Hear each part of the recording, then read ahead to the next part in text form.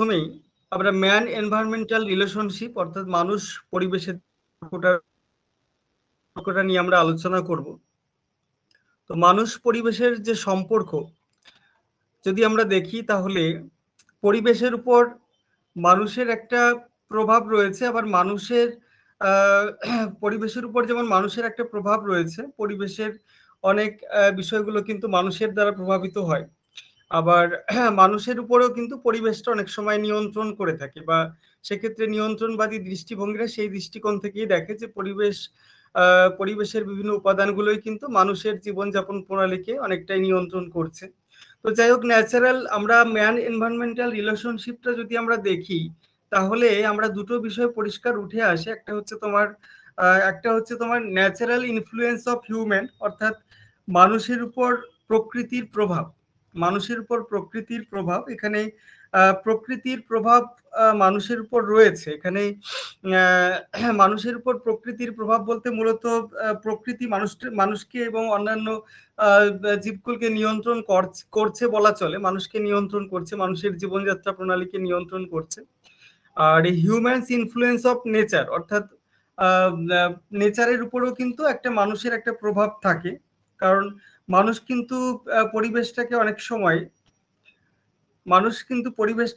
সময় দেখা যাচ্ছে যে হিউম্যান ইনফ্লুয়েন্স থাকে নেচারের উপরে। পরিবেশের বিভিন্ন ক্ষতি সাধন মানুষ নিজের অজান্তেই করে ফেলছে, বা অর্থনৈতিক উন্নতি বা সামাজিক উন্নতির জন্য দেখা যাচ্ছে যে কিছু কিছু পরিবেশ দূষণ হয়ে যাচ্ছে। মানুষের অবিবেচনা প্রসূত ক্রিয়াকলাপের কারণে দেখা যাচ্ছে যে পরিবেশটা কিন্তু কলুষিত হচ্ছে, এরকম কিন্তু অসুবিধাগুলো হচ্ছে। এবারে আমরা আলোচনা করব, দেখো, different view related to man environmental relationship. এইগুলো থেকে বিভিন্ন এমসিকিউ গুলো আসে। তো এই বিষয়টাই আলোচনা করব। মানুষ এবং প্রকৃতির সম্পর্ক বিশ্লেষণের ক্ষেত্রে এই তিনটে দৃষ্টিভঙ্গি রয়েছে। একটা হচ্ছে তোমার জিওক্রেটিক, থিওক্রেটিক এবং একটা হচ্ছে তোমার উয়োক্রেটিক। অর্থাৎ এই যে তিনটে দৃষ্টিভঙ্গি রয়েছে, বলা বাহুল্য যে এই মানুষ প্রকৃতির এই যে তিনটে দৃষ্টিভঙ্গি, দৃষ্টিকোণ, এইগুলো কিন্তু মূলত প্রাচীন যারা নিয়ন্ত্রণবাদীরা রয়েছেন তারাই কিন্তু মূলত এই গুলোকে ভাগ করেছেন। তো এই নিয়ন্ত্রণবাদী যে দৃষ্টিভঙ্গি রয়েছেন, বিশেষ করে ধ্রুপদী ভূগোলের যে প্রতিষ্ঠাতা যারা রয়েছেন, ধ্রুপদী ভূগোলের প্রতিষ্ঠাতা হিসাবে আমরা জানি যে জার্মান ভূগোলিক একজন আলেকজান্ডার ভন হামবোল্ট রয়েছেন, এবং ধ্রুপদী ভূগোলের আরো যে সমস্ত ভূগোলবিদরা রয়েছেন তারা, বিশেষ করে নিয়ন্ত্রণবাদী যারা রয়েছেন, তারা কিন্তু মানুষ এবং প্রকৃতির যে সম্পর্ক সেটাকে এই তিনটে দৃষ্টিকোণ থেকে দেখার চেষ্টা করে। কি কি? একটা হচ্ছে তোমার জিওক্রেটিক বলছে যে জিওক্রেটিক দৃষ্টিভঙ্গিতে বলা হচ্ছে, এখানে জি মানে হচ্ছে তোমার এখানে পৃথিবী, এবং জিওক্রেসি বলতে natural worlds rule over man, অর্থাৎ natural natural worlds rule over man, অর্থাৎ এখানে বলা হচ্ছে যে জিওক্রেসি বলতে বোঝাচ্ছে যে এখানে মূলত মানুষের উপর পৃথিবীর যে শাসন, মানুষের উপর পৃথিবীর যে নিয়ম, সেটাই চলতে থাকে আর কি। প্রকৃতি বলতে এখানে পৃথিবী বলতে এখানে প্রকৃতি আর কি, ন্যাচারাল প্রকৃতির যে পৃথিবীর যে শাসন মানুষের উপর, সেটাকেই মূলত জিওক্রেসি বলা হয়। তো জিওক্রেসি ব্যাপারটা হচ্ছে তোমার ন্যাচারাল ফ্যাটালিজম বা প্রাকৃতিক নিয়তিবাদ বলা হয়। এখানে মানুষের সাপেক্ষে প্রাকৃতিক নিয়তিবাদ জিওক্রেসি তত্ত্বটিকে বলা হয়। আর এখানে যেহেতু জিওক্রেসি শব্দটার অর্থ দাঁড়াচ্ছে তাহলে প্রকৃতির যে মানে প্রকৃতির যে শাসন আর কি, মানুষের উপর প্রকৃতির যে শাসন, সেটাকেই মূলত বলা হচ্ছে। তো এখানে ভৌগোলিক আমেরিকার একজন ভূগোলবিদ সেম্পেল তিনি বলছেন, a product of the earth surface, a child of the earth, dust of her dust. অর্থাৎ এখানে তিনি product of the earth surface, পৃথিবী পৃষ্ঠের একটা উৎপাদন বলে চিহ্নিতকরণ করেছেন মানুষকে, এবং মানুষের যে সন্তান তাদেরকে পৃথিবীর যে ধূলিকণা আর কি তার সঙ্গে তুলনা করেছেন। তো যাই হোক, এই যে জিওক্রেটিক দৃষ্টিভঙ্গির এক কথায় বলা যেতে পারে এটার মানে হচ্ছে মানুষ প্রকৃতির অধীনে থাকবে। এটার মানে হচ্ছে প্রকৃতির শাসন, মানুষের উপর প্রকৃতির শাসন মূলত। এখানে নিয়তি বা ভাগ্য এখানে মূলত পৃথিবীর যে প্রাকৃতিক পরিবেশ সেটা কিন্তু মূলত মানুষকে কন্ট্রোলিং করে থাকে, এরকমই বোঝাচ্ছে আর কি। তো যাই হোক, গ্রিফিথ টেলরই কিন্তু মূলত এই জিওক্রেটিক থিওরি তিনটে বিভিন্ন ভূগোলবিদগণ তারা দিয়েছেন ঠিকই, কিন্তু গ্রিফিথ টেলর কিন্তু এই তিনটে ভাগে ভাগ করেছিলেন মূলত। এবারে দেখো, এবারে তারপরে যেটা রয়েছে মূলত থিওক্রেটিক যে ভিউ, থিওক্রেটিক দৃষ্টিভঙ্গি। এখানে থিও মানে হচ্ছে তোমার গড, অর্থাৎ ঈশ্বর বা সর্বশক্তিমান। এখানে থিওক্রেটিক দৃষ্টিভঙ্গিতে বলা হচ্ছে যে, থিওক্রেটিক দৃষ্টিভঙ্গিতে বলা হচ্ছে তোমার গডস প্রদত্ত রুল, অর্থাৎ ঈশ্বর প্রদত্ত শাসন, এরকমটাই বোঝাচ্ছে। অর্থাৎ ঈশ্বরের নির্দেশ অনুযায়ী পৃথিবীর সমস্ত কিছু চলতে থাকে, এখানে প্রকৃতির কোনো ভূমিকা নেই, মানুষেরও কোনো ভূমিকা নেই। থিওক্রেটিক দৃষ্টিভঙ্গিতে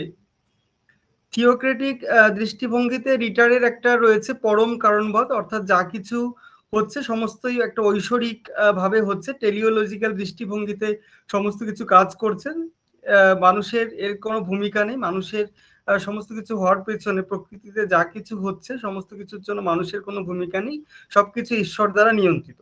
তো এরকম এটাকে আমরা বলতে পারি ঈশ্বরের শাসন। অর্থাৎ জিওক্রেটিক বলতে হচ্ছে তোমার পৃথিবীর শাসন বা প্রকৃতির শাসন, থিওক্রেটিক বলতে ঈশ্বর প্রদত্ত শাসন। এখানে মূলত ডেটারমিনিজম এবং টেলিওলজি এই দুটো মিলেমিশেই কিন্তু থিওক্রেটিক ভিউটা চলে আসে। অর্থাৎ প্রকৃতি নিয়ন্ত্রণ করছে, ডাইরেক্ট নিয়ন্ত্রণ করছে না, প্রকৃতিকে এখানে ঈশ্বরের সঙ্গে তুলনা করা হচ্ছে, ঈশ্বরই মূলত সমস্ত কিছুকে নিয়ন্ত্রণ করছে। তারপরে যেটা রয়েছে দেখো উইক্রেটিক ভিউ, অর্থাৎ উইক্রেটিক ভিউতে যদি দেখা যায় তাহলে এটার যে মূল ভিউ যেটা, সেটা হচ্ছে আওয়ার রুলস, অর্থাৎ আমাদের শাসন। এখানে মূলত আমাদের বলতে এখানে মানুষ এখানে মুখ্য, প্রকৃতি এখানে গৌণ। এটা বুঝে নিতে হবে যে মানুষ এখানে মুখ্য, কারণ এখানে মূলত নিয়ন্ত্রণবাদীদের কোনো জায়গা নেই, এখানে সম্ভাবনাবাদটা কাজ করছে। উইক্রেটিক দৃষ্টিভঙ্গিতে মূলত সম্ভাবনাবাদ কাজ করছে, কারণ সম্ভাবনাবাদী দৃষ্টিভঙ্গিতে যেটা বলা হয় যে প্রকৃতি মানুষের সামনে কতগুলো সম্ভাবনা তুলে ধরে, প্রকৃতি মানুষের সামনে কতগুলো সম্ভাবনা বা সুযোগ তুলে ধরে, এবং মানুষ এই সম্ভাবনাগুলোর মধ্য থেকে নিজের ইচ্ছা এবং পছন্দ বা প্রয়োজন অনুযায়ী সেগুলোকে মানুষ নির্বাচন করে, সেই মতো কাজ করে। তো যাই হোক, আমরা বিষয়গুলো দেখলাম। নিয়ন্ত্রণবাদী দৃষ্টিভঙ্গিতে মূলত প্রকৃতি নিয়ন্ত্রক এখানে নিয়ন্ত্রকের ভূমিকা পালন করছে। সম্ভাবনাবাদের ক্ষেত্রে আমরা দেখছি যে এখানে প্রকৃতি পরামর্শদাতা বা সম্ভাবনা তুলে ধরে, তাছাড়া কিছুই নয়, অন্য কোনো বিষয় নয়। নিয়ন্ত্রণবাদে মানুষ কিন্তু প্রকৃতি দ্বারা সম্পূর্ণরূপে নিয়ন্ত্রিত, কিন্তু সম্ভাবনাবাদে মানুষ এখানে অ্যাক্টিভ ভাবে থাকে, এবং সম্ভাবনাবাদ শুধু সম্ভাবনা তুলে ধরে, প্রকৃতি কতগুলো সম্ভাবনা তুলে ধরে, এবং মানুষ কিন্তু সেগুলোকে সিলেকশন করে, কোনটাকে সে কাজে লাগাবে কোনটাকে লাগাবে না, সেটা কিন্তু মানুষের পছন্দ অপছন্দের উপর কিন্তু নির্ভর করছে বলা চলে। তো যাই হোক, এই যে তিনটে দৃষ্টিভঙ্গি, এগুলোর মধ্যে আমরা আরেকটা বিষয় জেনে রাখবো, সেটা হচ্ছে তোমার নিয়ন্ত্রণবাদের যে প্রতিষ্ঠাতা তিনি হচ্ছেন লুসিয়ান ফেব্রে, কার্ল রিটার হচ্ছেন নিয়ন্ত্রণবাদের প্রতিষ্ঠাতা, এবং সম্ভাবনাবাদের যে প্রতিষ্ঠাতা তিনি হচ্ছেন লুসিয়ান ফেব্রে। এই দুটো জিনিস ভালো করে আমাদের মাথায় রাখতে হবে, নিয়ন্ত্রণবাদের প্রতিষ্ঠাতা হচ্ছে কার্ল রিটার এবং সম্ভাবনাবাদের প্রতিষ্ঠাতা হচ্ছে লুসিয়ান ফেব্রে। তো এই যে আলোচনাটা, এটা মূলত থট রিলেটেড আলোচনা আর কি, জিওগ্রাফিক্যাল থট রিলেটেড আলোচনা। তো যাই হোক, এগুলো আমাদের মাথায় রাখতে হবে। এবারে আমরা theoretical concept of physical environment, theoretical কনসেপ্টে আমরা এই যে জিওক্রেটিক এবং তোমার উইক্রেটিক এই দুটোর মধ্যে কিন্তু আমরা ডিটারমিনিজম পসিবিলিজম এই ব্যাপারটা কিন্তু পেলাম। একটা হচ্ছে নিয়ন্ত্রণবাদ বা ডিটারমিনিজম, এবং একটা হচ্ছে সম্ভাবনাবাদ বা পসিবিলিজম। তো ডিটারমিনিজম বা নিয়ন্ত্রণবাদের প্রবক্তা হচ্ছেন কার্ল রিটার, এবং এর আরো বিভিন্ন প্রতিষ্ঠাতা হচ্ছেন কার্ল রিটার, এবং আরো যে সমস্ত প্রবক্তা রয়েছেন ডিটারমিনিজমের তাদের মধ্যে রয়েছে ফ্রেডরিক রাডসেল রয়েছেন, এলএনসি স্যাম্পেল রয়েছেন, এলসওয়ার্থ হান্টিংটন রয়েছেন। এই নামগুলো আমাদের অবশ্যই মনে রাখতে হবে। ফ্রেডরিক রাডসেল, এলএনসি স্যাম্পেল এবং এলসওয়ার্থ হান্টিংটন, এরা রয়েছেন নিয়ন্ত্রণবাদের প্রবক্তাগণ। আর সম্ভাবনাবাদের যে প্রতিষ্ঠাতা তিনি হচ্ছেন লুসিয়ান ফেব্রে। এছাড়া আরো অন্যান্য প্রবক্তাগণ রয়েছেন, ভিডাল ডিলা ব্লাস রয়েছেন জিন ব্রুনহেস, এই সমস্ত ব্যক্তিরা প্রবক্তাগণ রয়েছেন। তো ডিটারমিনিজম এবং পসিবিলিজমের মধ্যে যদি আমরা পার্থক্যটা দেখি, তাহলে কোন কোন বিষয়ের উপর পার্থক্যটা করা যেতে পারে। মেইন কনসেপ্ট তো বুঝতেই পারলে, ডিটারমিনিজম মানে নিয়ন্ত্রণ, এখানে প্রকৃতি নিয়ন্ত্রণ করছে মানুষের সমস্ত অর্থনৈতিক কর্মকাণ্ডের উপর, মানুষের সমস্ত ক্রিয়াকলাপের উপর কিন্তু মূলত অর্থ মানে সমস্ত কিছুর উপরই বলা যেতে পারে প্রকৃতি নিয়ন্ত্রণ করছে, কিন্তু পসিবিলিজমের ক্ষেত্রে, সম্ভাবনাবাদের ক্ষেত্রে প্রকৃতি কিন্তু কতগুলো সুযোগ বা সম্ভাবনা মানুষের সামনে তুলে ধরে এবং মানুষ ইচ্ছে এবং প্রয়োজন অনুযায়ী সেগুলোকে নির্বাচন করে। তো এখানে রোল অফ দ্য নেচার, এখানে নেচারের ভূমিকাটা আমরা যদি দেখি তাহলে ডিটারমিনিজম বা নিয়ন্ত্রণবাদে কিন্তু প্রকৃতির ভূমিকা এখানে মুখ্য, কিন্তু এখানে পসিবিলিজমের ক্ষেত্রে যদি আমরা প্রকৃতির ভূমিকাটা দেখি তাহলে এখানে প্রকৃতি হচ্ছে পরামর্শদাতা, তাছাড়া অন্য কিছুই নয়। অর্থাৎ মানুষ প্রয়োজনে পরামর্শদাতা হিসেবে প্রকৃতি এখানে কাজ করছে পসিবিলিজমে। মানুষ ইচ্ছে করলে ওই পরামর্শ গ্রহণ করতেও পারে, অ্যাকসেপ্ট করতেও পারে, রিজেক্ট করতেও পারে। তারপরে রোল অফ ম্যান, অর্থাৎ মানুষের ভূমিকা, মানুষের ভূমিকা এখানে ডিটারমিনিজমে কিছুই নেই মানুষের ভূমিকা, কিন্তু পসিবিলিজমে এখানে মানুষই সর্বে সর্বা। মানুষ ইচ্ছা করলেই প্রকৃতির সুযোগগুলোকে নিতেও পারে, নাও নিতে পারে। তারপরে যেটা রয়েছে তোমার কন্ট্রোল অফ নেচার, প্রকৃতির নিয়ন্ত্রণ, নিয়ন্ত্রণবাদে থাকছে। টাইম পিরিয়ড যদি আমরা সময়ের ক্ষেত্রে দেখি তাহলে ডারউইন পরবর্তী সময়ে কিন্তু মূলত ডারউইনের যে বিবর্তনবাদ সেই সময়ে 1859 সম্ভবত সালটা, তো ওই টাইমের পরবর্তী পর্যায়ে মূলত নিয়ন্ত্রণবাদের জনপ্রিয়তা বৃদ্ধি পেতে থাকে। কিন্তু সম্ভাবনাবোধটা মূলত আরো পরে হয়েছিল, বিংশ শতকের প্রথমার্ধে এটা মূলত জনপ্রিয়তা লাভ করতে থাকে। স্কুল অফ জিওগ্রাফি, ভৌগোলিক যে গোষ্ঠী সেটা যদি আমরা দেখি, পৃথিবীর বিভিন্ন প্রান্তে নিয়ন্ত্রণবাদের চর্চা হলেও মূলত জার্মান এবং আমেরিকান কিছু ভৌগোলিকগণ রয়েছেন, তাদের হাত ধরেই কিন্তু এই নিয়ন্ত্রণবাদটা বেশি ভূগোলে জনপ্রিয় হয়ে ওঠে। তো হ্যাঁ, যাই হোক, এতটাই তোমার জনপ্রিয় হয়েছিল ভূগোলে, তো সেটা কিন্তু দেখা যাচ্ছে যে প্যারাডিম সৃষ্টি হয়েছিল। প্যারাডিম কি? প্যারাডিমটা হচ্ছে তোমার, প্যারাডিম কনসেপ্ট একটু বলি তোমাদের। প্যারাডিমটা হচ্ছে বিজ্ঞান চর্চার এমন একটা অবস্থা বা দর্শন বা ধারণা এতটাই জনপ্রিয় হয় যখন সেটা এতটাই নিজেকে সুপ্রতিষ্ঠিত করে ফেলে যে সেটাকে আর তার মানে বিরুদ্ধে কোনো মতবাদ তৎকালীন সময় দেখা যায় না, এবং সেটা এতটাই জনপ্রিয়তা পায় যে দীর্ঘ সময় ধরে এটার উপর বিভিন্ন রিসার্চ প্রক্রিয়াটা চলতে থাকে, এর উপরই গবেষণা, পরীক্ষা নিরীক্ষা সমস্ত কিছু এর উপরই চলতে থাকে, আর দীর্ঘ সময় ধরে এটা চলতে থাকে। এইগুলোকে আমরা কিন্তু এই কনসেপ্ট গুলোকে আমরা কিন্তু প্যারাডিম বলে চিহ্নিতকরণ করে থাকি। তো যাই হোক, কিন্তু সম্ভাবনাবাদের ক্ষেত্রে কিন্তু এরকম কোনো প্যারাডিম অতটা সৃষ্টি হয়নি, মূলত নিয়ন্ত্রণবাদের বিপক্ষে গিয়ে সম্ভাবনাবাদটা কিন্তু অতটা নিয়ন্ত্রণবাদের মতো অতটা শক্তপোক্তভাবে কিন্তু নিজেকে তুলে ধরতে পারেনি বলা চলে, অর্থাৎ সেইভাবে নিজেকে প্রতিষ্ঠিত করতে পারেনি। মূলত অনেকে নিয়ন্ত্রণবাদকে যদি একটি ইতিবাচক হিসাবে, দর্শন হিসাবে তুলে ধরা হয় ভূগোলে, তাহলে সেক্ষেত্রে সম্ভাবনাবাদটাকে কিন্তু একটা নেতিবাচক দর্শন হিসাবে কিন্তু সেটা ফুটে উঠবে। তো যাই হোক, এবারে আমরা interaction between environment and human, অর্থাৎ মানুষ এবং পরিবেশের মধ্যে যদি মিথস্ক্রিয়া ব্যাপারটা দেখি তাহলে আমরা দেখব যে বিভিন্ন সময় বিভিন্ন পর্যায়ে বিভিন্ন কিছু হয়েছে। এগুলো আমরা ডিটেলস আমরা পরবর্তী যে টপিকটা আলোচনা করব, অর্থনীতি সমাজ, সেখানে আমরা ডিটেলস আলোচনা করব। প্রথমত বিভিন্ন প্রাণীদের গার্হস্থ্যকরণ হয়েছিল, ডোমেস্টিকেশন অফ অ্যানিম্যাল, সেই সঙ্গে বিভিন্ন প্লান্টেরও গার্হস্থ্যকরণ হয়েছিল, কৃষিকাজ বিকশিত হয়েছিল, এবং পরবর্তী ক্ষেত্রে এনিম্যালের ডোমেস্টিকেশন এবং পরবর্তী ক্ষেত্রে কৃষির যে বিকাশ, এগুলোর কারণে দেখা যাচ্ছে যে মানুষ এবং পরিবেশের মধ্যে কিন্তু একটা সম্পর্ক আরো ধীরে ধীরে তোমার আস্তে আস্তে সম্পর্কটা আস্তে আস্তে অতপ্রত ভাবে মানে আন্তঃক্রিয়াটা বাড়তে থাকলো মানুষ এবং পরিবেশের মধ্যে, এইভাবে কিন্তু ধীরে ধীরে মানুষ পরিবেশের সম্পর্কটা ধীরে ধীরে এগোতে থাকলো।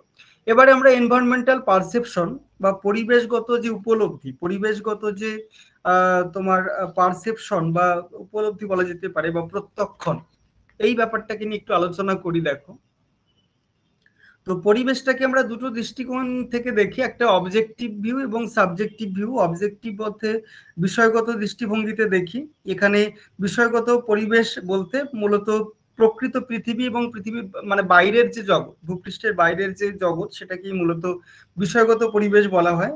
আর সাবজেক্টিভ ভিউ বা আধ্যাত্মিক যে জগৎটা, মূলত এখানে পরিবেশ আছে বলতে এখানে পরিবেশের বাস্তব এন্টিটিটা নেই, রিয়েল এন্টিটিটা নেই, কিন্তু এখানে পরিবেশটা রয়েছে ব্যক্তির মননে বা ব্যক্তির চিন্তা ভাবনায়, তো সেটাই কিন্তু মূলত সাবজেক্টিভ ভিউতে দেখানো হয়। তো এবারে আমরা পারসিভ এনভায়রনমেন্ট বা অনুভূত যে পরিবেশটা রয়েছে, অনুভূত পরিবেশটা দেখো কতগুলো ভাগে ভাগ করা হয়েছে। এর মধ্যে যে প্রতিক্রিয়াগুলো রয়েছে, প্রতিক্রিয়াগুলোকে কতগুলো ভাগে ভাগ করা হয়েছে। 1981-এ মার্ক ডি বিলিং তিনি কিন্তু এই ভাগগুলো করেছেন। পারসিভ এনভায়রনমেন্টের যে ভাগগুলো রয়েছে, অ্যাফেক্ট রেসপন্স, তারপরে রয়েছে ওরিয়েন্টেটিভ রেসপন্স, ক্যাটাগরাইজিং রেসপন্স, সিস্টেমেটাইজিং রেসপন্স এবং রয়েছে ম্যানিপুলেট রেসপন্স। এই রেসপন্সগুলো সম্পর্কে আমাদের জানতে হবে। প্রথমত যেটা রয়েছে দেখো, অ্যাফেক্ট রেসপন্স অর্থাৎ সক্রিয় প্রতিক্রিয়া। সক্রিয় প্রতিক্রিয়া বলতে মূলত অনুভূতিতে সাড়া দেওয়ার মতো যে প্রতিক্রিয়াটা, সেটাকে সক্রিয় প্রতিক্রিয়া বলা হয়। এবং পরিবেশের সাথে পরবর্তী সম্পর্ক কি হবে, পরিবেশের সাথে পরবর্তী যে সম্পর্ক সেটা কি হবে, সেটা কিন্তু এই প্রতিক্রিয়াটা মূলত নির্ধারণ করে থাকে। তো এটাকেই আমরা কিন্তু এফেক্টিভ এটাকেই আমরা এফেক্টিভ রেসপন্স বা বলা হচ্ছে তোমার সক্রিয় প্রতিক্রিয়া। তো যাই হোক, এখানে প্রকৃতিতে সাড়া দেওয়ার যে প্রক্রিয়া, সেটাকে আমরা এফেক্টিভ রেসপন্স বলে থাকি। ওরিয়েন্টেটিভ রেসপন্সে যেটা রয়েছে, এটা মূলত বলা যেতে পারে দিক নির্ণয়ী প্রতিক্রিয়া। এখানে এই রেসপন্সের ক্ষেত্রে বলা যেতে পারে মানুষের সামনে পরিবেশের ধনাত্মক ও ঋণাত্মক দিকগুলো প্রকাশিত হতে শুরু করে মূলত। তারপরে যেটা রয়েছে ক্যাটাগরাইজিং রেসপন্স, অর্থাৎ মূলত ক্যাটাগরাইজিং রেসপন্সের ক্ষেত্রে বলা হচ্ছে যে শ্রেণী বিভাগের প্রতিক্রিয়া। এখানে শ্রেণী বিভাগের প্রতিক্রিয়া বলতে পরিবেশের বিভিন্ন প্রাকৃতিক অপ্রাকৃতিক বিভিন্ন শ্রেণী বিভাগগুলো বিচার বিশ্লেষণের মাধ্যমে করা হয়। শ্রেণী বিভাগটা করা হয় বলে পরিবেশটাকে সহজে বোঝা সম্ভব হয়। সিস্টেমেটাইজিং রেসপন্স অর্থাৎ প্রণালীবদ্ধ বা বিধিবদ্ধ প্রতিক্রিয়া যেটা, এখানে মূলত প্রকৃতিক যে অসংলগ্ন যে ঘটনাবলী, প্রাকৃতিক অসংলগ্ন যে ঘটনাবলীগুলোকে, সেগুলোকে মূলত পরপর সাজিয়ে ঘটনাক্রম অনুযায়ী বা প্রাসঙ্গিকতা অনুযায়ী পরপর সাজিয়ে বিভিন্ন পরিবেশের মধ্যে একটা কার্যকারণ সম্পর্ক দেখানোর চেষ্টা করা হয়। আরেকটা যেটা রয়েছে ম্যানিপুলেট রেসপন্স, অর্থাৎ নিপুণভাবে পরিচালনার প্রতিক্রিয়া। এখানে ম্যানিপুলেট বলতে পরিচালনা বা পরিবেশকে মানুষ নিজের কাজে ব্যবহার করবে, মূলত পরিবেশকে এমনভাবে পরিবর্তন করা বা এমনভাবে কাজে লাগানো যেটা পরিবেশেরও ক্ষতিসাধন হবে না, পরিবেশের উন্নতি ত্বরান্বিত হবে। এবারে আমরা ক্লাসিফিকেশন অফ এনভায়রনমেন্ট ইন বিহেভিয়ারালিজম অর্থাৎ আচরণবাদে যে পরিবেশগুলো রয়েছে, পরিবেশগুলো একটু দেখার চেষ্টা করব।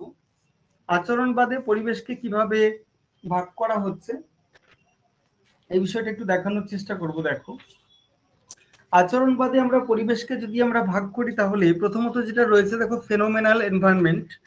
ফেনোমেনাল এনভায়রনমেন্ট বলতে ইন্দ্রিয় গ্রাহ্য পরিবেশ, ইন্দ্রিয় দ্বারা যে পরিবেশটা মানুষ অনুভব করে সেটা হচ্ছে ইন্দ্রিয় গ্রাহ্য পরিবেশ। সোশ্যাল এনভায়রনমেন্ট অর্থাৎ সামাজিক পরিবেশে যে পরিবেশটায় মানুষ বসবাস করে, সামাজিকভাবে বসবাস করে, চিন্তা ভাবনা করে, আচার আচরণ সমস্ত কিছু সম্পাদিত হয়, সেটাই হচ্ছে সামাজিক পরিবেশ। অপারেশনাল এনভায়রনমেন্ট যেটা কার্যকারী পরিবেশ, সেখানে মানুষ ইচ্ছে করলে প্রত্যক্ষ অপ্রত্যক্ষভাবে বা সচেতন বা অবচেতন ভাবে কিন্তু পরিবেশের পরিবর্তন সাধন করতে পারে। মানুষের বিভিন্ন ক্রিয়াকর্মের মাধ্যমে মানুষ অ্যাক্টিভ ভাবে থেকে এই পরিবেশটাকে মূলত সচেতন অচেতন ভাবে প্রত্যক্ষ পরোক্ষভাবে পরিবেশের একটা পরিবর্তন সাধন করতে পারে। পারসিভ এনভায়রনমেন্ট যেটা রয়েছে, অনুভূত পরিবেশ, মানুষের চারিদিকে ঘিরে থাকা যে পরিবেশ, সেটাকেই হচ্ছে অনুভূত পরিবেশ বলা হয়, যে পরিবেশ সম্পর্কে মানুষ সর্বদা সচেতন বলা চলে। এবং আরেকটা পরিবেশ রয়েছে বিহেভিয়ারাল এনভায়রনমেন্ট অর্থাৎ আচরণগত পরিবেশ। অনুভূত পরিবেশের বা পারসিভড এনভায়রনমেন্টের একটা পার্ট বলা যেতে পারে এই বিহেভিয়ারাল এনভায়রনমেন্ট, অর্থাৎ অনুভূত পরিবেশের একটা পার্ট বা অংশ হচ্ছে আচরণগত পরিবেশ। এবং এখানে মানুষের সিদ্ধান্ত গ্রহণ ও আচরণের নির্ধারণে কিন্তু এই পরিবেশটা মূলত সাহায্য করে থাকে। অর্থাৎ অনুভূত পরিবেশের এমন একটা অংশ যেটা সুনিবিড়ভাবে মানুষের সিদ্ধান্ত গ্রহণ এবং আচরণ নির্ধারণে কিন্তু মানুষকে সাহায্য করে থাকে। এখানে আমরা বিভিন্ন এনভায়রনমেন্ট গুলো দেখতে পাচ্ছি। আচরণগত পরিবেশ হচ্ছে সব থেকে ছোট, একদম মানুষের কাছের পরিবেশ, এবং এটা রয়েছে পারসিভড এনভায়রনমেন্ট, এইটার একটা পার্ট বলা যেতে পারে এই বিহেভিয়ারাল এনভায়রনমেন্ট বলা যেতে পারে। এবং এর থেকে লার্জ স্কেলে যদি আমরা দেখি, তাহলে সেটা হচ্ছে অপারেশনাল এনভায়রনমেন্ট, তারপরে রয়েছে সোশ্যাল এনভায়রনমেন্ট, এবং লাস্টে যেটা রয়েছে ফেনোমেনাল এনভায়রনমেন্ট অর্থাৎ ইন্দ্রিয় গ্রাহ্য পরিবেশ। ইন্দ্রিয় দ্বারা আমরা অনুভব করতে পারি। মানুষের আচরণ রয়েছে যেটা প্রাথমিক অবস্থায়, পরবর্তী ক্ষেত্রে অনুভবে বোঝা যায় এবং লাস্টের দিকে মানুষের চিন্তা মননে ইন্দ্রিয় দ্বারা অনুভব করতে পারে, মানুষের চিন্তা ভাবনার মাধ্যমে পরিবেশটা আসে। তো এইভাবে কিন্তু ডিফারেন্ট টাইপস অফ তোমার এনভায়রনমেন্টস ইন বিহেভিয়ারাল জিওগ্রাফিতে বিভিন্ন বিষয়গুলো দেখানো হয়। তো যাই হোক, এখানে বিহেভিয়ারাল এনভায়রনমেন্টের ক্ষেত্রে যে বিষয়টা রয়েছে দেখো, বিভিন্ন ডিসিশন এবং অ্যাকশন মানুষ নিচ্ছে এবং পারসিভড এনভায়রনমেন্ট অর্থাৎ এখানে মানুষ কিন্তু অনুভূত পরিবেশটার বিভিন্ন ইনফরমেশনগুলো কিন্তু দেয়া হচ্ছে, বিভিন্ন ডিসিশন অ্যাকশনগুলো কিন্তু দেখা যাচ্ছে যে পারসিভড এনভায়রনমেন্ট বা অনুভূত পরিবেশের মাধ্যমে যে ইনফরমেশনগুলো পাওয়া যাচ্ছে সেগুলো দেখা যাচ্ছে যে বিহেভিয়ারাল এনভায়রনমেন্ট বা তার আচরণ, তার পরিবেশে মানুষটার আচরণ কেমন হবে সেটা কিন্তু নিয়ন্ত্রণ করছে। এবং আচরণের উপরেই কিন্তু আবার দেখা যাচ্ছে যে ডিসিশন, তার সিদ্ধান্ত এবং তার ক্রিয়াকলাপ কেমন হবে সেটাও কিন্তু নির্ভর করছে। তো যাই হোক, আমরা প্রাথমিক যে আলোচনাটা রয়েছে এই যে বিষয়টার উপর, অর্থাৎ আমরা এতক্ষণ আমরা পরিবেশ এবং মানুষের কি সম্পর্ক রয়েছে এটা নিয়ে আমরা আলোচনা করলাম। তো এখানে মূলত জিওগ্রাফিক্যাল থট রিলেটেড কিছু আলোচনা ছিল, এটাই আজকের ক্লাসে আমরা আলোচনা করলাম। এর পরের ক্লাসে আমি চলে যাচ্ছি। আচ্ছা, আরেকবার একটু রেসপন্স করো, ঠিকঠাক শুনতে পারলে কিনা, বুঝতে পারলে কিনা একটু বলো আমাকে।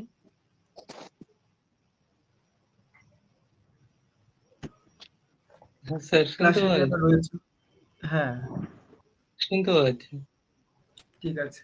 এবারে natural region and environmental adaptation of human life, অর্থাৎ বিভিন্ন প্রাকৃতিক অঞ্চল এবং পরিবেশগত অভিযোজন, অর্থাৎ মানুষের জীবনে কিভাবে ওই এলাকাতে ওই প্রাকৃতিক পরিবেশে মানুষ কিভাবে খাপ খাইয়ে নিচ্ছে, নিজেকে অভিযোজিত করে নিচ্ছে, এই বিষয়গুলো মূলত এখানে আলোচনা করা হয়। বিভিন্ন প্রাকৃতিক অঞ্চল রয়েছে। তো এখানে প্রাকৃতিক অঞ্চল সম্পর্কে হারবার্টসন তিনি একটা ধারণা দেওয়ার চেষ্টা করেছেন। হারবার্টসন তিনি বলছেন, an area of the earth surface which is essentially homogeneous with respect to the conditions that affect human life, অর্থাৎ এমন একটা পৃথিবী পৃষ্ঠের উপর এমন একটা এরিয়া যেখানে কতগুলো সমধর্মী বৈশিষ্ট্য রয়েছে এবং যেটা মানুষের জীবনে কিন্তু দেখা যাচ্ছে যে একটা মূলত মানুষের জীবনে একটা প্রভাব বিস্তার করছে, যেটা মানুষের জীবনে প্রভাব বিস্তারকারী এমন একটা এরিয়া যেটা সমধর্মিতা রয়েছে বিভিন্ন দিক থেকে, সেটাই হচ্ছে ন্যাচারাল রিজন। তো প্রাকৃতিক পরিবেশের মধ্যে বিভিন্ন উপাদানগুলো রয়েছে, বিভিন্ন প্রাকৃতিক উপাদান রয়েছে। তো সেইগুলোর মধ্যে কিন্তু প্রাকৃতিক উপাদানগুলোর মধ্যে সব থেকে বেশি ভূমিকা থাকে জলবায়ু। ক্লাইমেটই কিন্তু মূলত ওখানকার মানুষের জীবনযাত্রা প্রণালী, মানুষের জীবন জীবিকা সমস্ত কিছুই কিন্তু ক্লাইমেট বা তোমার জলবায়ু কিন্তু ঠিক করে দেয়। এবারে আমরা প্রাকৃতিক অঞ্চলের কি কি বৈশিষ্ট্য থাকতে পারে দেখো, ইহা প্রায় সমধর্মী অর্থাৎ হোমোজেনিয়াস হয়। এর বাউন্ডারিটা ফিক্সড নয়, নির্দিষ্ট কোনো বাউন্ডারি থাকে না। এটা কোনো রাজনৈতিক সীমা দ্বারা আবদ্ধ থাকতে পারে না। মানে জলবায়ু অঞ্চলের যেরকম বৈশিষ্ট্য সেরকমটা প্রাকৃতিক অঞ্চলেরও সেই একই টাইপের বৈশিষ্ট্য বলা চলে। একটা প্রাকৃতিক অঞ্চলের মধ্যে অন্য কোনো অন্যান্য উপ অঞ্চলগুলো সৃষ্টি হতে পারে, একটা প্রাকৃতিকের মধ্যে আরো বিভিন্ন অঞ্চলগুলো সৃষ্টি হতে পারে। তো আজকের ক্লাসে মেইনলি যে প্রাকৃতিক অঞ্চলগুলো আলোচনা করব, প্রাকৃতিক অঞ্চলের এখানে শ্রেণী বিভাগ করা হয়েছে মূলত 5টা ভাগে। দেখো, একটা হচ্ছে ক্রান্তীয় বৃষ্টি অরণ্য অঞ্চল, ক্রান্তীয় উষ্ণ মরু অঞ্চল, স্টেপ তৃণভূমি অঞ্চল, উত্তর গোলার্ধে সরলবর্গীয় বনভূমি অঞ্চল এবং তুন্দ্রা অঞ্চল। এই যে যে 5টা ভাগ রয়েছে, 5টা ভাগ সম্পর্কে আমরা 5টা ন্যাচারাল রিজিয়ন সম্পর্কে আমরা বিস্তারিত আজকে জানার চেষ্টা করব এবং সেখানকার পরিবেশে মানুষজন কিভাবে জীবন জীবিকা নির্বাহ করে সেই সমস্ত বিষয়ের আলোচনাও কিন্তু আজকে আমরা জানবো। তো ক্রান্তীয় বৃষ্টি অরণ্য অঞ্চল, প্রথমে আমাদের আলোচনা ক্রান্তীয় বৃষ্টি অরণ্য অঞ্চল, যেটা নিরক্ষরেখার উভয় দিকে 5 থেকে 10 ডিগ্রি অক্ষাংশের মধ্যে, মূলত দক্ষিণ আমেরিকার আমাজন অববাহিকার বিস্তীর্ণ অঞ্চল রয়েছে। এর মধ্যে কি কি অঞ্চল রয়েছে একটু দেখে নাও। দক্ষিণ আমেরিকার আমাজন অববাহিকার বিস্তীর্ণ অঞ্চল রয়েছে, আফ্রিকার কঙ্গো অববাহিকা রয়েছে এবং দক্ষিণ পূর্ব এশিয়ার বিভিন্ন দ্বীপ অঞ্চলগুলোতে এই ধরনের ক্রান্তীয় বৃষ্টি অরণ্য জলবায়ু উদ্ভিদগুলো দেখা যায়। এখানে উষ্ণতাও বেশি থাকে, 22 থেকে 34 ডিগ্রি সেলসিয়াস, গড়ে 27 ডিগ্রি সেলসিয়াস। উষ্ণতার প্রসার মাত্র 5 ডিগ্রি সেলসিয়াস। বার্ষিক বৃষ্টিপাতটাও যথেষ্ট বেশি, 150 থেকে 300 সেন্টিমিটার। তো যাই হোক, এখানে বৃষ্টিপাতটা মূলত পরিচালন পদ্ধতিতে হয়, কনভেকশন রেইনফলটা এখানে বেশি হয়। তো ক্রান্তীয় অঞ্চলে স্বাভাবিক উদ্ভিদটা মূলত ক্রান্তীয় চিরহরিত অরণ্য, এভারগ্রিন ফরেস্ট বলা চলে। তো ক্রান্তীয় বৃষ্টি অরণ্যের উল্লেখযোগ্য ক্রান্তীয় চিরহরিত অরণ্যের যে উদ্ভিদগুলো এখানে রয়েছে, মেহগনি, আবলুস, rubber, cinchona, rosewood, ironwood, Brazil nut বা সেই সমস্ত গাছগুলো রয়েছে। তো মানুষের অভিযোজন কিভাবে এখানে পরিলক্ষিত হয়, বিভিন্ন যে মানুষের যে জীবনযাত্রা প্রণালী, এনভায়রনমেন্টাল অ্যাডাপ্টেশন কিভাবে করে এই অঞ্চলে, সেই বিষয়টা একটু আমরা দেখার চেষ্টা করব। আমরা এই যে অঞ্চলটা রয়েছে ক্রান্তীয় বৃষ্টি অরণ্য অঞ্চল, ক্রান্তীয় বৃষ্টি অরণ্য অঞ্চলে বিভিন্ন মানুষের জীবনযাত্রা প্রণালী, অধিবাসীদের জীবনযাত্রা প্রণালী, মেথড অফ লিভিং কিভাবে হয়, বিষয়টা একটু দেখার চেষ্টা করব।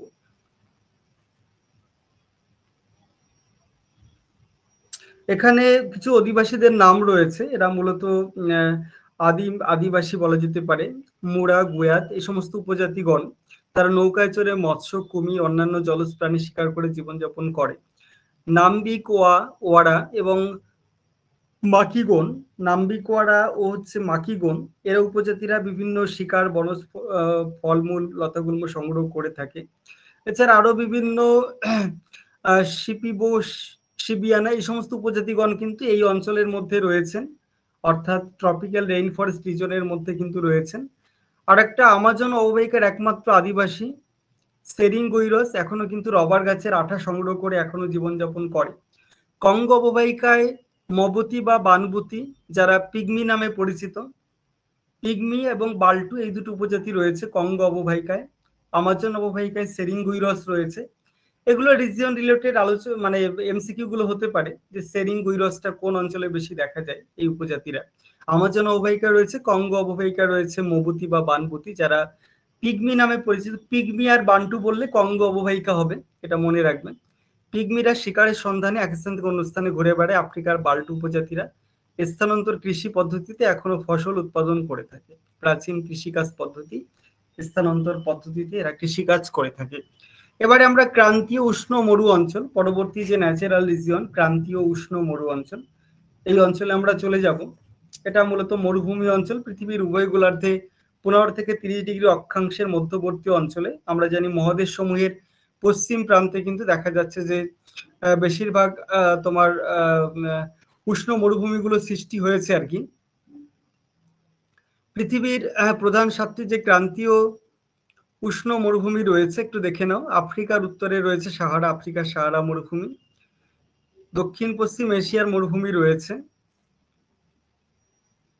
পাকিস্তানের সিন্ধু অববাহিকায় ভারতের থর মরুভূমি রয়েছে, সিন্ধু উপত্যকার মরুভূমি রয়েছে, অস্ট্রেলিয়ার মরুভূমি রয়েছে, দক্ষিণ পশ্চিম আফ্রিকার কালাহারি মরুভূমি রয়েছে, দক্ষিণ আমেরিকার আটাকামা রয়েছে, উত্তর আমেরিকার সোনেরান মরুভূমি রয়েছে, এই সমস্ত মরুভূমিগুলো রয়েছে। ক্রান্তীয় উষ্ণ মরুভূমি অঞ্চলের গ্রীষ্মকালীন গড় তাপমাত্রা 30 থেকে 15, এবং এখানে আমরা জানি যে প্রসরটা খুবই বেশি থাকে, টেম্পারেচারের যে রেঞ্জটা বেশি থাকে। বার্ষিক বৃষ্টিপাত তো একদমই কম বলা চলে। মরুভূমি অঞ্চলে আমরা জানি জেরোফাইট উদ্ভিদগুলো জন্মায়। তো যাই হোক, ক্রান্তীয় উষ্ণ মরুভূমি অঞ্চলে বিভিন্ন জেরোফাইট টাইপের গাছগুলো বেশি জন্মায়, ক্যাকটাস, অ্যাকাশিয়া, খেজুর এই টাইপের গাছগুলো মরুভূমি অঞ্চলে বেশি জন্মায়। এখানকার মৃত্তিকা অবশ্যই সিরোজেম প্রকৃতির মৃত্তিকা। ক্রান্তীয় উষ্ণ মরুভূমি অঞ্চলে মানুষের কিভাবে অ্যাডাপ্টেশন করে এই বিষয়গুলো একটু আমরা দেখার চেষ্টা করব। এখানে বিভিন্ন মরুভূমি রিলেটেড বিভিন্ন উপজাতিরা রয়েছেন। উত্তর সাহারার আলজেরিয়া, লিবিয়ার তুয়াবেগগণ, তারা মরু অঞ্চলে বসবাস করে এবং যাযাবর বৃত্তি তাদের মধ্যে লক্ষ্য করা যায়। তারপরে আরবের যে বেদুইনগণ রয়েছেন, তারা আরব মরুভূমির অধিবাসী, কিন্তু বেদুইন লিবিয়া মরুভূমির পূর্ব দিকে বসবাস করে। লিবিয়া মরুভূমির আদি বাসিন্দা হচ্ছে বারবের উপজাতি, বারবের উপজাতি হচ্ছে লিবিয়া মরুভূমির বাসিন্দা। কালাহারি মরুভূমির বুশম্যান রয়েছেন। মানে কোন উপজাতি কোন মরুভূমি অঞ্চলে বেশি লক্ষ্য করা যায়, আরবের মরুভূমিতে বেদুইনগণ বসবাস করেন। রাজস্থানের থর মরুভূমিতে দেখা যাচ্ছে যে রাইকা, বাঞ্জারা এই সমস্ত পশুপালনকারী যাযাবর বৃত্তি রয়েছে তাদের মধ্যে। এই সমস্ত উপজাতিগণ আমরা দেখলাম, এরা বিভিন্ন প্রাচীন প্রথায় জীবন ধারণ করে থাকে। এখানে আমরা থর মরুভূমির মূলত বাঞ্জারা গোষ্ঠীর একটা ছবি আমরা দেখতে পাচ্ছি। এবারে আমরা স্টেপ অঞ্চলে চলে যাচ্ছি। স্টেপটা হচ্ছে একটা তৃণ প্রান্তর বলা চলে, তৃণাঞ্চল, স্টেপ তৃণভূমি অঞ্চল। নাতিশীতোষ্ণ মণ্ডলের বিস্তীর্ণ অঞ্চলব্যাপী যে বিশাল তৃণ প্রান্তর দেখা যায় সেটাকেই মূলত স্টেপ অঞ্চল বলা হয়। যদিও স্টেপ নামটা আমরা ইউরেশিয়ার ক্ষেত্রে বেশি ব্যবহার করে থাকি, ইউরোপ এশিয়ার স্টেপ আমরা ব্যবহার করে থাকি। নাতিশীতোষ্ণ বিস্তীর্ণ অঞ্চলকে বলা হচ্ছে স্টেপ অঞ্চল। তো স্টেপ অঞ্চলের ক্ষেত্রে বিভিন্ন যে তৃণভূমিগুলো রয়েছে নামগুলো তোমরা মনে রাখবে। দক্ষিণ আমেরিকার পম্পাস, উত্তর আমেরিকার প্রেরি, আফ্রিকার হচ্ছে ভেল্ট, দক্ষিণ আফ্রিকার ভেল্ট রয়েছে, অস্ট্রেলিয়ার ডাউন্স রয়েছে, ইউরেশিয়ার স্টেপ রয়েছে। এই সমস্ত তৃণভূমিগুলো কিন্তু মূলত স্টেপ অঞ্চলের অন্তর্গত বলা চলে। তো স্টেপ তৃণভূমি অঞ্চলে গ্রীষ্মকালে সর্বোচ্চ তাপমাত্রা 35 ডিগ্রি এবং সর্বনিম্ন তাপমাত্রা খুবই কম থাকে, মাইনাসে থাকে। তো যাই হোক, মাইনাস অব্দি চলে যেতে পারে। এই সমস্ত তৃণভূমি অঞ্চল যেহেতু, এখানে ঝোপঝাড় কাটা জাতীয় কিছু জেরোফাইট অল্প কিছু জন্মাবে, এই সমস্ত বিষয়গুলো রয়েছে। এবং সিআইএস ভুক্ত যে দেশগুলো রয়েছে, সিআইএস বলতে কমনওয়েলথ অফ ইন্ডিপেন্ডেন্স স্টেট, অর্থাৎ প্রাক্তন সোভিয়েত ইউনিয়নের কিছু দেশ, সেগুলো নিয়ে কিন্তু সিআইএস দেশগুলো রয়েছে। এগুলোর মধ্যে মূলত তোমার ইউরেশিয়ার বিভিন্ন দেশগুলো রয়েছে, Russia, Ukraine, Armenia, Kazakhstan, Kyrgyzstan, এই সমস্ত রয়েছে আর কি। তো এখানে কিছু কিছু তথ্য তোমাদের জেনে রাখতে হবে। উত্তর আমেরিকার প্রেরি অঞ্চলের আদিম অধিবাসী যারা, তাদেরকে বলা হচ্ছে রেড ইন্ডিয়ান। তারপরে পম্পাসে রয়েছে, পম্পাস দক্ষিণ আমেরিকার পম্পাস তৃণভূমি যেখানে, সেখানে গোচ নামক আদিম অধিবাসীরা বাস করে থাকেন। ঔপনিবেশিক ইংরেজরা মূলত ডাউন্সের অধিবাসী, অস্ট্রেলিয়ার ডাউন্স যেটা রয়েছে, পূর্ব আফ্রিকার ভেল্ট যেটা রয়েছে, আফ্রিকার ভেল্ট অঞ্চলে, দক্ষিণ আফ্রিকার ভেল্ট অঞ্চলে হটেনটট নামক যাযাবর জাতি পশুপালন করে জীবিকা নির্বাহ করে থাকেন। একটা তথ্য এখানে জেনে রাখো, ইউক্রেনের প্রেরি অঞ্চল, উত্তর আমেরিকার মধ্যে ইউক্রেনের প্রেরি অঞ্চল, যেটা পৃথিবীর রুটির ঝুড়ি বলা হয়। আচ্ছা, এবারে আমরা উত্তর গোলার্ধের সরলবর্গীয় বনভূমি অঞ্চল যেটা রয়েছে, এটা একটা প্রাকৃতিক অঞ্চল। এই অঞ্চলটা সম্পর্কে আমরা জানবো এবং তারপরে এখানকার হিউম্যান অ্যাডাপ্টেশন কিভাবে হচ্ছে, environmental adaptation of human life, পরে আমরা জানছি। দেখো, মূলত উত্তর আমেরিকা, ইউরেশিয়া দুই মহাদেশের উত্তরাংশে দেখা যাচ্ছে বিস্তীর্ণ সরলবর্গীয় বৃক্ষের বনভূমি রয়েছে। উত্তর গোলার্ধে সরলবর্গীয় বৃক্ষের বনভূমিটা মূলত তৈগা নামে পরিচিত। তৈগা বনভূমি উত্তরে অবস্থিত বলে একে উত্তরের বনভূমি বা বোরিয়াল ফরেস্টও বলা হয়। তো যাই হোক, তৈগা বনভূমির যে মৃত্তিকা, এটা ধূসর বর্ণের আমলিক পর্জল টাইপের মৃত্তিকা। সরলবর্গীয় অঞ্চলে আমরা জানি পর্জল, আমলিক পর্জল মৃত্তিকা লক্ষ্য করা যায়। তৈগা বনভূমির বিভিন্ন সরলবর্গীয় উদ্ভিদগুলো রয়েছে, spruce, larch, fir, pine, willow, alder, birch, hemlock, এই সমস্ত গাছগুলো রয়েছে। তৈগা বনভূমি অঞ্চলের অন্তর্গত ইয়াকুত উপজাতির মানুষ, এটা একটু জেনে রাখো, ইয়াকুত উপজাতির মানুষ মৎস্য এবং পশুচারণ, এটা তৈগা বনভূমি অঞ্চলে এদের বাসস্থান লক্ষ্য করা যায়। কানাডা তার বালসাম ফার, স্প্রুস গাছের নরম কাঠির উপর নির্ভর করে পৃথিবীর শ্রেষ্ঠ নিউজ প্রিন্ট উৎপাদনকারী দেশে পরিণত হয়েছে, বিষয়গুলো আমরা জানি। আচ্ছা, এবারে আমরা তুন্দ্রা অঞ্চল সম্পর্কে আমরা জানবো। তুন্দ্রা অঞ্চলে যে এস্কিমোরা বরফের উপরে চলাচলের জন্য এরা বলগা হরিণে টানা স্লেজ গাড়ি এরা ব্যবহার করে থাকে। এস্কিমোরা শীতকালে বরফ নির্মিত ইগলু এবং গ্রীষ্মকালে শিল মাছের চামড়া নির্মিত টিউপিক এরা বসবাস করে। এস্কিমোরা তিমি শিকারের জন্য উমেইক নামক এক ধরনের নৌকা তারা ব্যবহার করে, যেটা তিমি শিকারের জন্য মূলত তারা ব্যবহার করে। অন্যান্য সামুদ্রিক প্রাণী শিকারের জন্য কায়াক নৌকা তারা ব্যবহার করে।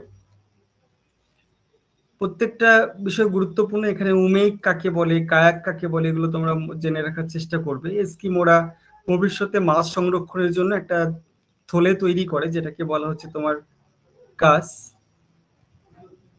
এরা পশু শিকারের জন্য হারপুন নামক এক প্রকার ভোঁতা পাথরের অস্ত্র ব্যবহার করে, হারপুন। প্রত্যেকটা বিষয় তোমরা জেনে রাখার চেষ্টা করবে, কোনটা কি হিসাবে তারা ব্যবহার করে, সেগুলোর নাম কি। তো এস্কিমো তাদের কেন বলা হয়, কারণ তারা মূলত কাঁচা মাংস ভক্ষণ করে থাকে। তো তার জন্যই এরকম নামকরণ করা হয়েছে। এস্কিমো কথার অর্থ হচ্ছে কাঁচা মাংস খাদক বলা চলে।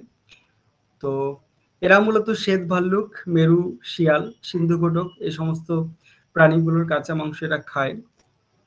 আরেকটা রয়েছে বেদুইন উপজাতিরা, এরা যাই হোক, আমরা তুন্দ্রা অঞ্চলের এস্কিমোদের কথা আমরা জানলাম। তুন্দ্রা অঞ্চলের এস্কিমোরা এরা শিল মাছ শিকার করার যে পদ্ধতি সেটাকে বলা হচ্ছে তোমার মাউপোক। মাউপোকটা কি একটু জেনে রাখবেন। গ্রীষ্মকালে শিল মাছ শিকার করার পদ্ধতি এটা হচ্ছে উতক, এবং তোমার মূলত শীতকালে যে বর্ষা দিয়ে যেটা করে শিল মাছ শিকার করে সেটাকে মাউপোক বলা হয়, এবং গ্রীষ্মকালে যেটা সেটাকে উতক বলা হয়। বিষয়গুলো তোমরা জানো। তো এটা হচ্ছে কায়াক, এটা হচ্ছে নৌকা। টিউপিক, শিল মাছের চামড়া দিয়ে তাঁবু টাইপের একটা ঘর এরা তৈরি করে, এটা টিউপিক। এটাতে ইগলু দেখতে পাচ্ছ, বরফে নির্মিত বাসগৃহ হয় এস্কিমোদের। তো এখানে আমরা আরো কতগুলো বিষয় জানবো। পশুপালক যাযাবরদের যে ঋতুভিত্তিক পরিব্রাজন সেটাকে ট্রান্সহিউম্যান্স বলা হয়, বা ঋতু নিয়ন্ত্রিত যাযাবর বৃত্তি বলা হয়। কয়েকটি পশুপালক যাযাবর বৃত্তির মধ্যে রয়েছে আরবের সমভূমির বেদুইন, কালাহারির বুশম্যান, লিবিয়ার বারবেট, সাহারার তুয়াবেক, স্টেপ মরুভূমির মূলত রয়েছে স্টেপ তৃণভূমির কিরগিজ, কালমুক, কাজাক এই সমস্ত রয়েছে। আচ্ছা, পূর্ব আফ্রিকার সাভারা অঞ্চলের মাসাই, কিকু এই সমস্ত রয়েছে। তুন্দ্রা অঞ্চলের ল্যাপ, সাময়েদ এই সমস্ত বিষয়গুলো রয়েছে। আমাজন অববাহিকায় বসবাসকারী আদিম উপজাতি নাম্বিওয়ারা, ম্যাকিগন, মুরা, গোয়াত, সেরিঙ্গুইরস এগুলো রয়েছে। কঙ্গো অববাহিকায় বসবাসকারী আদিম উপজাতি হচ্ছে পিগমি আর হচ্ছে বান্টু, এটা আগেও আমরা আলোচনা করেছি। এখানে উষ্ণ মরুভূমি অঞ্চলে কিছু রয়েছে, দেখো কালাহারিতে বুশম্যান রয়েছে, সাহারায় তুয়াবেক বারবেট রয়েছে, আরবের বেদুইন, থরের বানজারা রাইকা, আটাকামার রয়েছে অ্যারাটকিনিয়া, সোনেরানের রয়েছে রেড ইন্ডিয়ান, পশ্চিম অস্ট্রেলিয়া রয়েছে বিন্দিবু। এরকম বিভিন্ন উপজাতি রয়েছে, এদের সম্পর্কে আমরা বিস্তারিত, এগুলো আমাদের অবশ্যই মনে রাখতে হবে বিষয়গুলো, এগুলো থেকে বিভিন্ন কোশ্চেন গুলো হয়। আচ্ছা, এবারে আমরা লাস্ট যে আলোচনাটায় চলে যাব, তার আগে বলো তোমরা ঠিকঠাক বুঝতে পারলে কিনা বিষয়গুলো। এখানে তো বোঝার সেরকম কিছু নাই, মূলত মনে রাখতে হবে এগুলো, মানে কোথায় কোন উপজাতি রয়েছে। আচ্ছা, ক্লাসে যারা রয়েছে সবাই ঠিকঠাক বুঝতে পারলে কিনা, শুনতে পারলে কিনা একটু জানো। স্যার উপজাতি গুলো ইন্ডিয়ার সেরকম মুখস্থ করতে হবে না, না ইন্ডিয়ার পার্টে আলাদা আছে? না, ইন্ডিয়ার পার্ট না, সারা ওয়ার্ল্ড ওয়াইজই আলোচনা এখানে রয়েছে আর কি, সমস্ত কিছু আলোচনা করতে হবে। কিন্তু ওই এখানে ভারতের, প্রাকৃতিক, হ্যাঁ, ও ভারতের ভূগোলের ক্ষেত্রে বলছো? না স্যার, ভারতে যে বিভিন্ন ধরনের উপজাতি দেখা যায় হ্যাঁ, ওইগুলা। ভারতের উপজাতি অবশ্যই ওটা আলোচনা করতে হবে, ভারতের কোথায় কোন উপজাতি রয়েছে, কোন অঞ্চলে কোন হুম, উপজাতি রয়েছে, ওটা মানে পড়া উচিত আর কি। সারা হুম, ওয়ার্ল্ড স্যার। ওয়াইজও পড়তে হবে, ভারতেরও পড়তে হবে আর কি। ঠিক আছে, আমি দেখি ভারতের উপজাতি জন মানে কোন লিস্ট যদি পাই আমি গ্রুপে শেয়ার করে দেবো ভারতের উপজাতি ঠিক আছে। রিলেটেড। আচ্ছা, এবারে দেখো লাস্ট আরেকটা আলোচনা করি, ওটা দিয়ে আমাদের পরিবেশ ভূগোলের সিলেবাসটা কমপ্লিট হবে। আচ্ছা, এই চ্যাপ্টারটা হচ্ছে ইকোনমি অ্যান্ড সোসাইটি, অর্থাৎ অর্থনীতি ও সমাজ। এখানে মানুষের যে সমাজ, এটা প্রাচীনকাল থেকে ধীরে ধীরে সমাজটা ধীরে ধীরে এগোচ্ছে। মানে আগেরকার আদিম মানুষ যেরকম ফলমূল সংগ্রহ করতো, তারপরে আস্তে আস্তে পশুচারণ শিখলো, তারপরে কৃষিকাজ, তারপরে শিল্প, এইভাবে কিন্তু সমাজটা মানুষের যে ক্রিয়াকলাপ, মানুষের যে ক্রিয়াকর্ম যতই আস্তে আস্তে এগোচ্ছে, ইকোনমিক অ্যাক্টিভিটিসটা যতই মানুষ আস্তে আস্তে উন্নত হচ্ছে, অনুন্নত থেকে উন্নত হচ্ছে, ততই কিন্তু মানব সমাজের একটা পরিবর্তন হচ্ছে, সোসাইটি চেঞ্জ হয়ে যাচ্ছে। এই বিষয়গুলোই মূলত এই টপিকের মধ্যে আলোচনা করা হয়। ভূগোলে অর্থনীতি বলতে কি বোঝানো হয়, এখানে একটা বিষয় রয়েছে উৎপাদন, বিনিময়, বন্টন, সেবা ভোগের নিয়োজিত। সোশ্যাল অর্গানাইজেশন গ্রন্থটি রচয়িতা সিএস কোলে, এটা মনে রাখবে।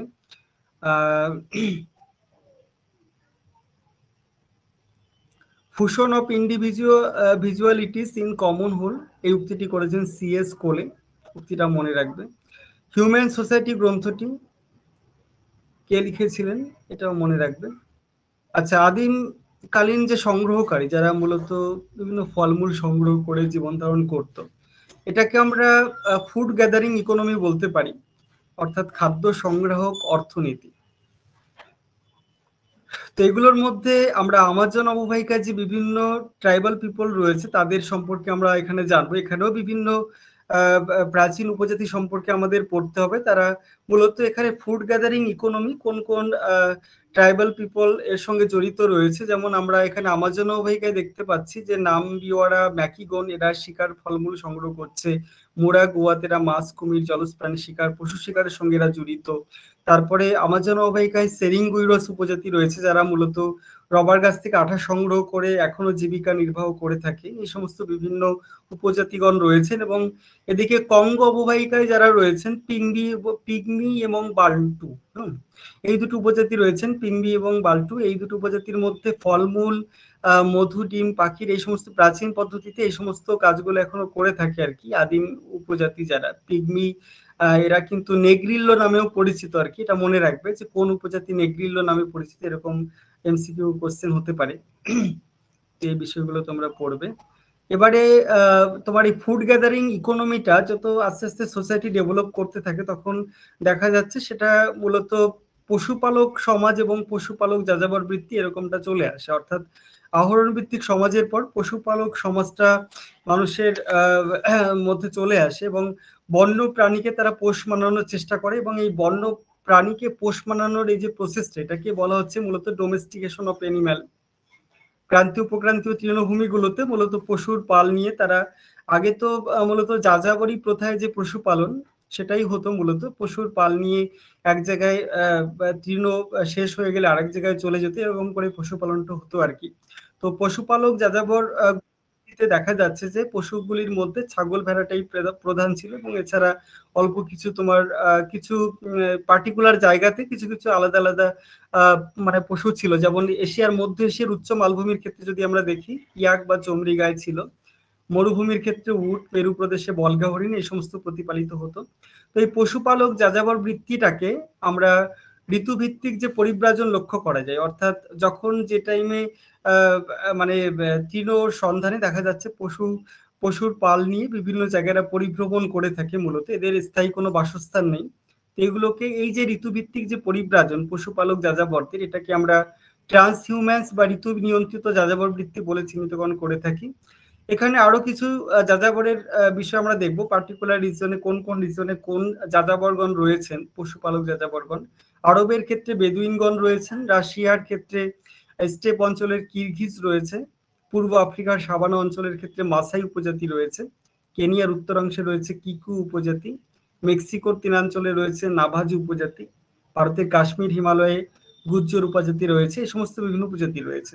তো এই খাদ্য সংগ্রাহক অর্থনীতি, তারপরে তোমার পশুপালক যাযাবর বৃত্তি, এগুলো থেকে ধাপে ধাপে যতই মানুষের সমাজ এগোতে থাকে, সোসাইটি ডেভেলপ হতে থাকে, তারপরে দেখা যাচ্ছে যে এগ্রিকালচারাল বেসড একটা ইকোনমি চলে আসে এবং মানুষের সমাজ অর্থনীতিতে কৃষিকাজের একটা ছাপ লক্ষ্য করা যায়। তো মানুষ যেদিন থেকে গাছপালাকে নিজের প্রয়োজনে ব্যবহার করতে শিখলো সেদিন থেকেই দেখা যাচ্ছে যে উদ্ভিদের একটা গার্হস্থ্যকরণ প্রক্রিয়া, যেটাকে বলা হচ্ছে ডোমেস্টিকেশন অফ প্লান্ট, সেটা কিন্তু আজ ধীরে ধীরে শুরু হতে লাগলো। এবং ততই দেখা যাচ্ছে যে তোমার কৃষিভিত্তিক যে গ্রামীণ অর্থনীতি সেটা যখন শুরু হলো তখন দেখা গেল যে মূলত গ্রামের মধ্যে ব্যক্তিগত ভোগ বাসনার জন্য একটা ডিসপ্যারিটি লক্ষ্য করা গেল। অর্থাৎ কৃষিভিত্তিক গ্রামীণ সমাজে দেখা যাচ্ছে যে একদল কৃষক তারা কিন্তু প্রচুর সম্পদ তৈরি করছে, একদল কৃষক তারা হয়তো তৈরি করতে পারছে না। এইভাবেই কিন্তু ভোগ এবং ধন সম্পত্তির মধ্যে একটা ডিসপ্যারিটি দেখা দিল।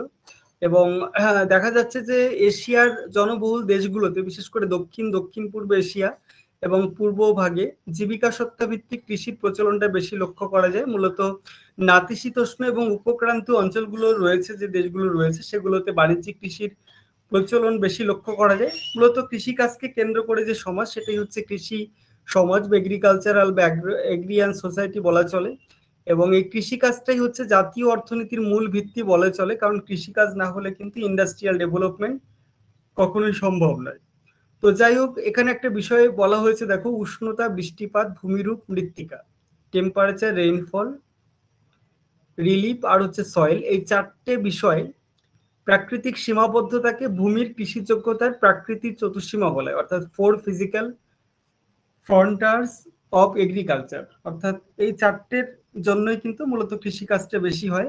এখানে একটা তথ্য দেওয়া হয়েছে, ইউএস এর ক্ষেত্রে শতকরা 2.5 জন, জাপানের ক্ষেত্রে 7.2 জন, ফ্রান্সের ক্ষেত্রে 5.8 জন, ব্রিটেনের ক্ষেত্রে মাত্র 2 জন। এদের যে জীবনযাত্রা তারা কিন্তু কৃষিকাজের উপর নির্ভরশীল বলা চলে। এবারে কৃষিকাজের পরবর্তী ক্ষেত্রে সমাজ আবার এগোতে থাকে এবং তখন শিল্পভিত্তিক সমাজ তৈরি হয়, শিল্পভিত্তিক সমাজ অর্থনীতি। এটা মূলত সিভিল সোসাইটি বলা চলে বা সভ্য সমাজ, কারণ শিল্পের বিকাশের সাথে সাথে মানুষের নিত্য নতুন রীতিনীতি, পদ্ধতি, আর্থিক ক্রিয়াকলাপ সমস্ত কিছু চেঞ্জ আসে এবং এভাবেই একটা সভ্য সমাজ তৈরি হয়। সভ্য একটা আরবান সোসাইটি তৈরি হয়, গ্রাম্য সমাজ থেকে নগরীয় সমাজ তৈরি হয় এবং নগরীয় সমাজে শ্রম বিভাজন একটা গুরুত্বপূর্ণ বৈশিষ্ট্য বলা চলে। এবং আরেকটা বিষয় হচ্ছে আত্মকেন্দ্রিক সমাজ। শিল্প সমাজ, যেটা আধুনিক যে শিল্প সমাজ, এটা হচ্ছে আত্মকেন্দ্রিক সমাজ। এখানে উই ফিলিং এর পরিবর্তে আই ফিলিংটা বেশি প্রাধান্য পায়। শিল্প অর্থনীতি যত সমৃদ্ধ হয় ততই নগরায়নের সুযোগ সুবিধা তত বৃদ্ধি পায়। আরবানাইজেশন, ইন্ডাস্ট্রিয়ালাইজেশনের ফলে দেখা যাচ্ছে যে আরবানাইজেশন বা নগরায়ন প্রক্রিয়াটাও ধীরে ধীরে ত্বরান্বিত হয়।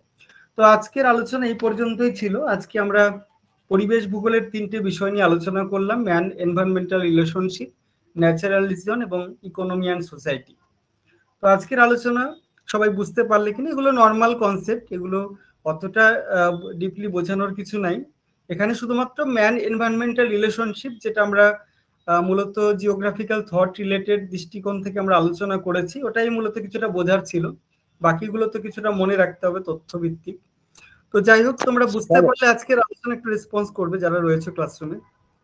স্যার, পজিটিভ সাবজেক্টিভ ভিউ আর অবজেক্টিভ ভিউ পরিবেশের, ওইটা একবার একটুখানি যদি বলে দিতে। এটা সাবজেক্টিভ অবজেক্টিভ মূলত আমরা রিজিওনাল জিওগ্রাফিতে পড়েছি। একটা রিজিয়নকে মূলত সাবজেক্টিভ দৃষ্টিভঙ্গিতে দেখি এবং অবজেক্টিভ দৃষ্টিভঙ্গিতে দেখি। সেই একই রকম কনসেপ্ট আমরা পরিবেশকেও দেখতে পারি। পরিবেশের সাবজেক্টিভ ভিউ, যেটা বিষয়গত যে দৃষ্টিভঙ্গিটা রয়েছে পরিবেশের ক্ষেত্রে, যে বিষয় ভিত্তিক যে দৃষ্টিভঙ্গিটা রয়েছে, এখানে পরিবেশটাকে আমরা বিষয় হিসাবে দেখব। এখানে বিষয় হিসাবে আমরা পরিবেশটাকে দেখব। আর এখানে অবজেক্টিভ যেটা রয়েছে, প্রকৃতিকে আমরা বাস্তব একটা রিয়েল এন্টিটি হিসাবে দেখব। এটাই হচ্ছে মূলত মেইন পার্থক্য। এখানেই সাবজেক্টিভ আর অবজেক্টিভের মধ্যে এটাই পার্থক্য বলা চলে। এখানে পরিবেশটাকে একটা রিয়েল এন্টিটি রয়েছে, একটা রিয়েল এন্টিটি নেই, এটাকে আমরা মানুষের চিন্তা চেতনায় এই বিষয়টা মূলত রয়েছে। এই দুটোই হচ্ছে মূলত মেইনলি পার্থক্য বলা চলে আর কি। এটাই হচ্ছে বিষয়। ঠিক আছে, আর সবাই বুঝতে পারলে কিনা বলো।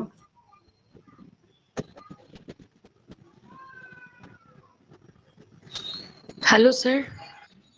হ্যাঁ বলো। স্যার, সেপ্টেম্বরের 7 আর 14 এই দুটো কি ফাইনাল ডেট? এই ডেটে এক্সাম হবে? ফাইনাল বলতে 90% কনফার্ম, এটাই হবে। ধরো সবকিছু যদি আচ্ছা। ঠিকঠাকই থাকে, মানে এসএসসির বিরুদ্ধে যদি আর সেরকম কিছু না হয় আর কি, তাহলে এই দুটোই ফাইনাল ডেট। হ্যাঁ, এটা ভেবেই আমাদের পড়াশোনা এগোতে হবে। ঠিক স্যার। যেহেতু বিভিন্ন স্কুলগুলোতেও ইনফর্ম হয়েছে আর কি, যেগুলো মানে সিট পড়ে এসএসসি পরীক্ষার যে সিটগুলো পড়বে যে সমস্ত স্কুলগুলোতে, সেই স্কুলগুলোকেও ইনফর্ম করেছে আর কি। তো সেক্ষেত্রে বলা চলে ওই ডেটগুলোতেই পরীক্ষা হবে, 7 তারিখ 14 তারিখ। ঠিক আছে, সবাই ভালো করে প্রস্তুতি নাও। হ্যাঁ বলো। বলছি প্র্যাকটিক্যালটা একটা ক্লাস নেবেন? প্র্যাকটিক্যাল ক্লাস তো হয়ে গেছে, এখন সময় নেই, সময় তো খুবই কম। প্র্যাকটিক্যাল ক্লাসগুলো দেখে নি ইউটিউবে। সময় থাকলে তো সবই সম্ভব, কিন্তু সময়ের খুবই অভাব। আগে সিলেবাসটা শেষ করি, সিলেবাসটা আগে শেষ করাটাই আমাদের টার্গেট। তারপরে যদি সময় থাকে তারপরে সেটা দেখা যাবে পরবর্তীতে। স্যার বলছি আমাদের 11-12 এর কিছু করাবেন না?